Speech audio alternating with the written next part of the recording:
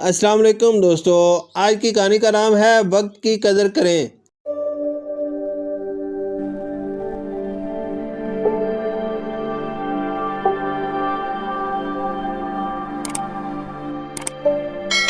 شہزاد بہت لاپرواہ اور کھیل کود میں مگن رہنے والا لڑکا تھا۔ سارا دن فضول کھیلوں میں وقت ضائع کرتا تھا۔ شہزاد کی ماں اس کے بچپن میں فوت ہو گئی تھی اور اس کا باپ صبح سویرے کھیت میں چلا جاتا اور رات کو دیر سے گھر واپس آتا تھا، جس وجہ سے شہزاد کی لاپرواہی بہت بڑھ چکی تھی۔ شہزاد کے باپ نے اس کو کئی مرتبہ سمجھایا کہ وقت ضائع کرنے کے بجائے اس کے ساتھ کھیت میں کام کروایا کرے یا پڑھنے جایا کرے، لیکن شہزاد نے اپنی کسی عادت کو نہ بدلا۔ پھر اس کے باپ نے ایک ترکیب سوچی اور شہزاد کو کہا کہ وہ صبح اس کے ساتھ کھیت میں چلے، کیونکہ آج اس نے ایک خواب دیکھا ہے کہ ان کے کھیت میں جو سب سے اچھی بالی ہے اور ان کے بیج آئندہ سال بونے پر فصل کئی گنا زیادہ آئے گی، اس لیے وہ کھیت میں ساتھ چلے تاکہ جو بالی سب سے اچھی ہو وہ توڑ کر گھر لے آئے اور بالی کے بیج نکال کر رکھ لیں گے تاکہ اگلے سال ان کو بو کر اپنی فصل کو کئی گنا بڑھا سکیں۔ شہزاد نے فوراً حامی بھر لی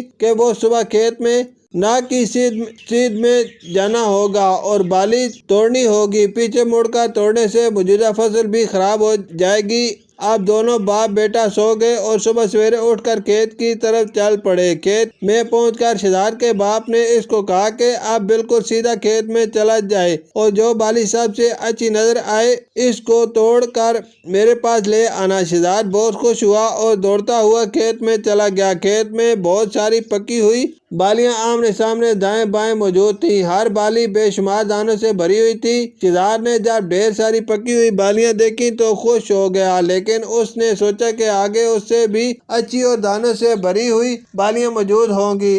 اس نے کوئی بالی نہ توڑی۔ شہزاد کھیت میں آگے بڑھتا رہا یہاں تک کہ وہ کھیت کے دوسرے کنارے تک پہنچ گیا جہاں تمام بالیاں ابھی کچی تھیں۔ شہزاد نے سوچا کہ وہیں سے واپس مڑ جائے اور کھیت کے شروع میں دانے سے بھری بالیاں توڑ لے، لیکن پیچھے مڑ کر نہ دیکھنے کی پابندی کی وجہ سے وہ کھیت میں واپس نہیں جا سکتا تھا، اس لیے وہ پریشانی کے ساتھ خالی ہاتھ کھیت کے پہلے سرے کی طرف آ گیا۔ شہزاد کے باپ نے جب اس کو خالی ہاتھ آتے دیکھا تو پوچھا، بیٹا کیا تم کو کوئی بھی بالی اچھی نظر نہیں آئی؟ شہزاد نے افسردہ ہو کر کہا، ابو جان ہمارے کھیت میں ہر بالی ایک سے بڑھ کر ایک تھی، لیکن میں یہ سمجھ کر آگے چلا جاتا کہ شاید آگے اس سے اچھی اور دانوں سے بھری بالی مل جائے تو میں انہیں توڑ لوں گا۔ جب کھیت کے آخری کونے پر پہنچا تو وہاں تمام بالیاں کچی تھیں۔ شہزاد کے والد نے اس کو پیار کرتے ہوئے کہا، بیٹا تم نے نادانی میں اپنا وقت ضائع کیا ہے،